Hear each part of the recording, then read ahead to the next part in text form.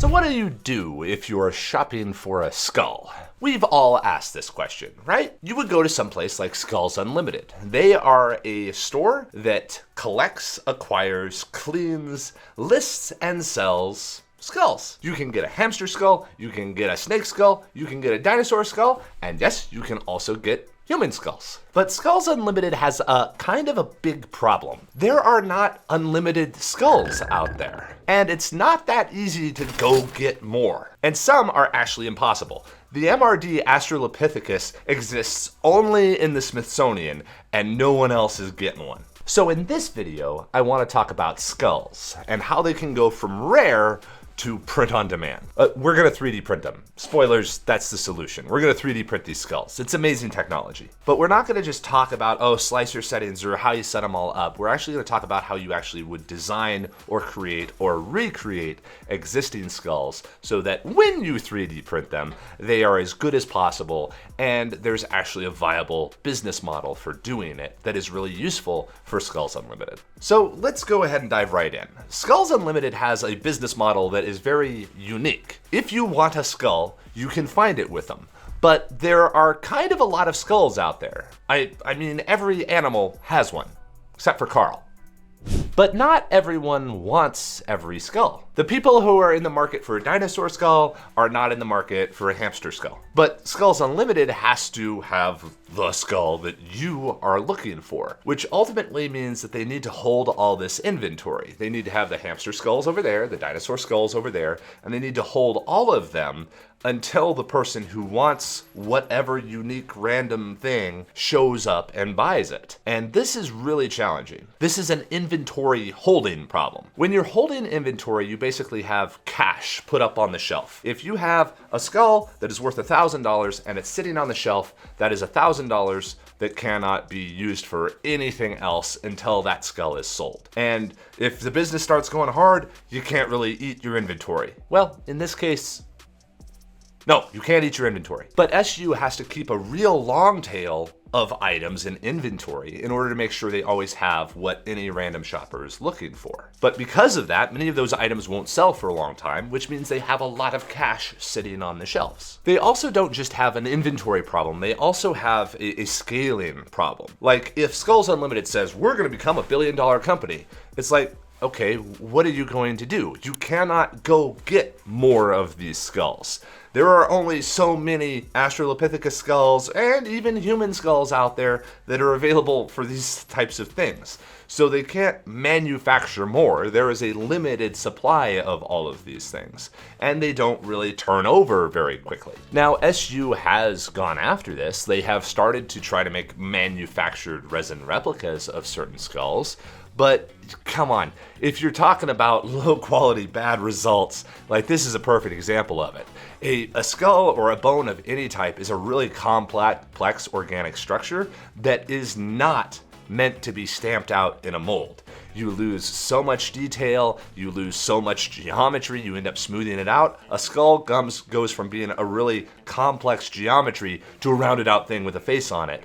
So you just end up with a really low quality result that is not the same as getting the actual bones that people are going for. I mean, like the amount of detail that you lose in molding or casting or resin casting is really astounding, especially with something this complex. All of those problems I just laid out are solved with 3D printing. You never hold inventory, you get the rarest items out there on demand whenever you need them, and you get a level of detail and quality that was never achievable with other methods before, because 3D printing can create impossible, complex, organic shapes and geometries really easily. So great. That's the solution there. But how do you actually go about creating these types of items, these 3D printed items, and what are they actually worth? So let's go ahead and start with the most basic and the most obvious one.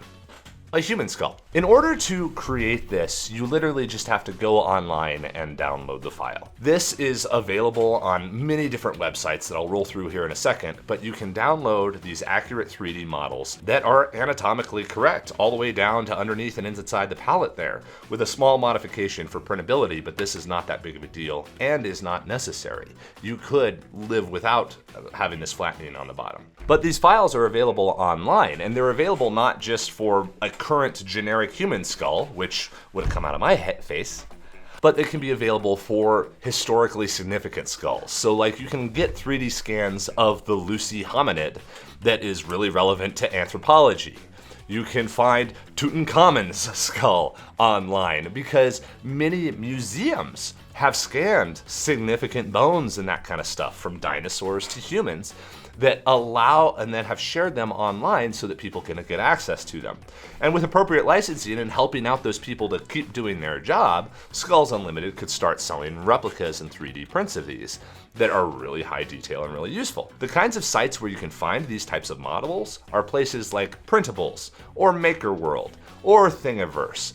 And there's a few others around, but those are the main ones to where you can just go online, download this 3D model, and then that model is ready to 3D print. Also, by the way, in the context of people scanning these kinds of things, it is not restricted to museum staff with some sort of complex equipment. There have for about 10 or 15 years been services where people will take x-rays of like their child in utero and have scans and 3D prints made of them while they're growing up. So there's ways to get a hold of your x-rays and turn them into 3D models. And we'll actually go into that in more detail here in a second. But if you're shopping around online looking for really unique items, the skulls don't have to just be anatomically accurate. There are actually designers out there. And designers will do something far more creative with what you have. Rather than the generic human skull, you might be looking for something artistic or decorative, if you're into that sort of thing. And so you can find all kinds of really unique and really beautiful artwork that is very intentionally made and just looks excellent overall, to where Skulls Unlimited could move from just purely anatomical items to more decorative type of items that might be useful for Halloween or might be useful literally for a particular decor in an area. You don't have to go all black, they can be white. They could be for Day of the Dead celebrations. All these kinds of things can be really useful. And here's the thing, you don't have to stop at just the model. Once you have the baseline model there, of course you could find potential designers who have embellished, engraved, designed around some sort of base design. But then Skulls Unlimited doesn't have to just offer this size. I mean, this is the size of a human skull. It's tough to find more that are in a different size than this if you want a small one or a big one. There's not a lot of head shrinkers around anymore. Take her away, Ian. Yeah, take it away, Ernie. It's going to be a bumpy ride. But if SU wanted to, they could go ahead and create small, medium, large. And this is the exact same model, but now it has just been resized down a little bit. And this could be useful in the anatomical sense for desk models or individual models for students who need just an anatomical model that is quick and easy to get a hold of, to where you can get all the detail of the bone structure and everything else, but you don't really need a full size to do that because it just adds more cost. You can get a hold of one of these things for 15 or 20 bucks. And this is kind of the important thing to realize. Right now, SU sells a replica human skull for $161 if they were making it with their traditional resin means right now. But this 3D printed one only cost about $25, which means that they could still be selling it for $161. It's equivalent, arguably higher detail than the replicas that they have, but they still maintain their margin as they're operating there. Or they can decrease the cost and make it more accessible so that their volume increases. Because if you're selling a small model to a med student who is studying, you very likely are now able to get in with that med student. So even though you don't make as much money off of them, you get them into your system, and then when they become a doctor, you can give them a full size so that they can have a Mr. Bones hanging in the back of their office, as all doctors do. And there is something to be said with replicas. Many people, yes, replicas are a lower quality result, because if you're doing anatomical studies of a bone, you want it to be accurate. But the problem with bones is that you often not only run into supply restrictions, but supply ethical constraints. Like, there are not unlimited access to these for a reason, because this is someone's family member very often, and even animals and the collection of those kinds of things. The acquisition of bones has all sorts of ramifications attached to it, to where creating replicas of it that are still high detail to where they perform the function that is needed there is really useful and can simplify the life of Skulls Unlimited as a business in order to make sure that they can continue to have the supply for the people who need anatomical reference for like med students and research areas, and even displays like in museums or gift shops, those kinds of places where if you're at the bone museum, you probably need some bones around. But this gets past all of the ethical problems of having actual real bones. And of course, there's the humans remains, dinosaur remains. They are not accessible. They are not available for other people. But maybe an archaeologist wants to study the actual bones themselves, and a physical copy of it is very useful. Skulls Unlimited can now provide that in a way that was never possible before, to a level of detail and accuracy that they just could not do. And let me just say, every one of these could be for sale on Skulls Unlimited tomorrow. And that's not an exaggeration. We have an app called Teleport, which plugs into e-commerce stores. It could be Shopify, it could be Etsy, it could be WooCommerce, whatever you happen to be using. And it plugs your store into our giant print farms. If somebody orders this replica skull, it can be printed, packed, and shipped directly to the consumer in generally under 2 business days. So Skulls Unlimited doesn't have to hold the inventory. And since they're plugged into print farms with 1,000 printers available for them, they could ship 1,000 of these per day. And this is the exact situation that other businesses have been in. We worked with a company called Little Ouchies a year ago who had thousands of orders on TikTok when their product went viral, and they did not have the ability to fulfill them. If they didn't get them fulfilled in time, they would lose all of those orders and all that revenue. So they plugged into Teleport, and within 2 days, they had thousands of their orders go out the door and were able to meet all of that demand that they had, that they otherwise would have lost. They were connected up to Teleport in about 15 minutes, and we were shipping orders for them the next day, and not a one of them was dropped. And there are over 11,000 other businesses who are currently using Teleport in order to grow their business, whatever it may be. But I digress. This is all the normal stuff. You can go ahead and find the files online. You can go ahead and resize them and turn them into mini variations and dig up whatever you can that's available. And technically, anyone could do this. You could start up Joe's Skull Shack tomorrow. But the issue is that just because anybody can doesn't mean anybody would be successful at it. Skulls Unlimited is in a really unique position because since they've been in this business for a while, they know the customers, they know the marketing, they have the reviews and the credibility on their website. If somebody goes looking for skulls, they're going to go to Skulls Unlimited rather than Joe's pop-up Skull Shack. So it's really important that when picking these kinds of things, that just because I'm saying them doesn't mean that everybody should do it, but the business model and the techniques are still useful and can be applied to whatever your business is. But let's say that SU is bored of the generic skulls. They're like, we've seen it all. We've seen them all. Our customers are looking for something new.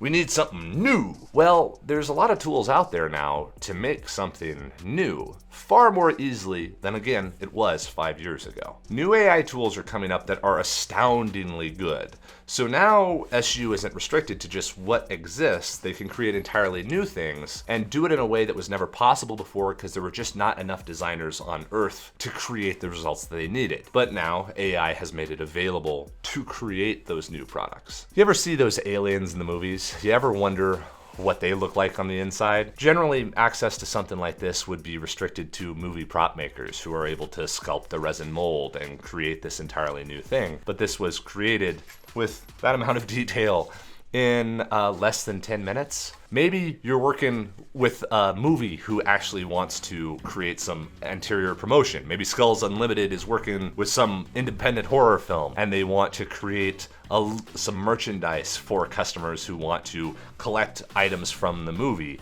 You can go ahead and expand on it and create it. And again, this was able to be created. The design was able to be created very quickly and easily so that SU could actually knock out this type of a product and then polish it up and clean it. This one was kind of a one and done and pretty easy because actually there are alien skulls out there.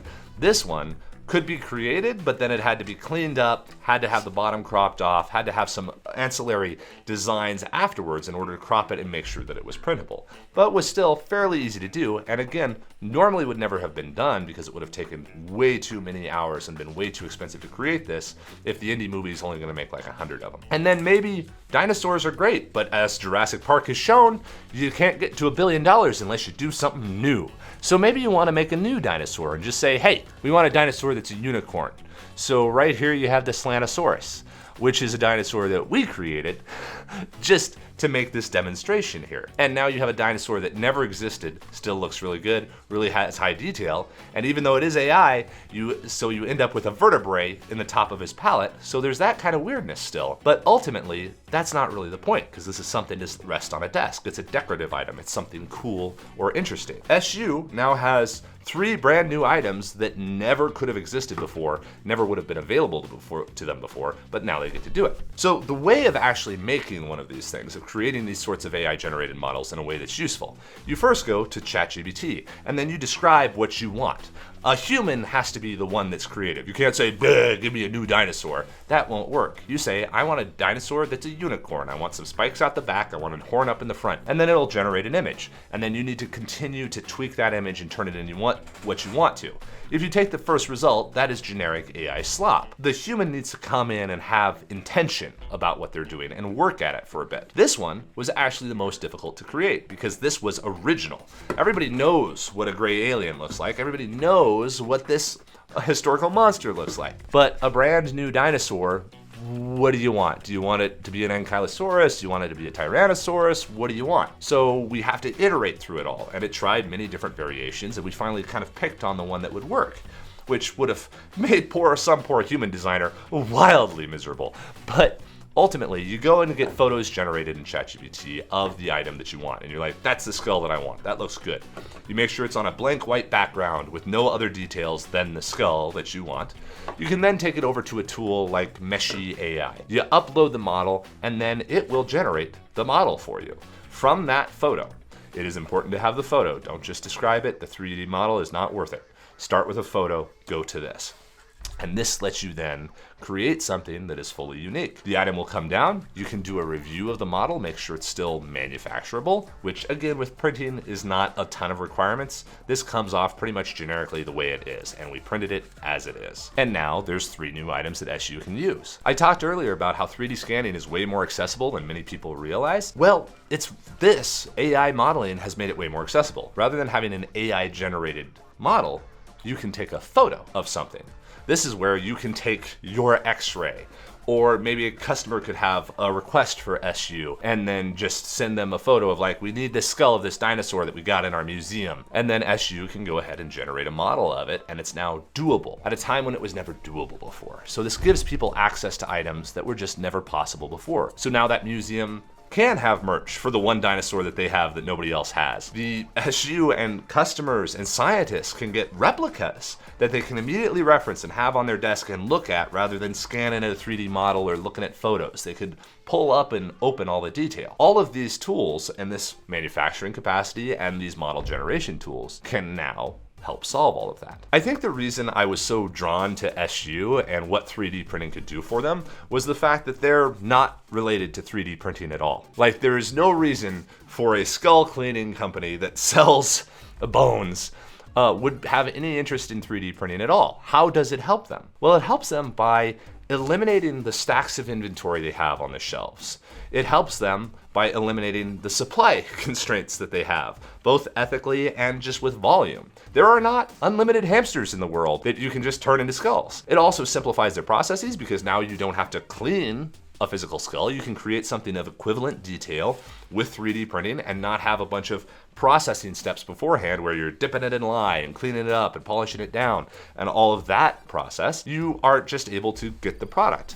And then the customers are able to get products that they never would have had access to before. And from an educational context and an exploration context, this is important. If you're a child who's excited about dinosaurs, the T-Rex is great, but maybe a fictional dinosaur is useful.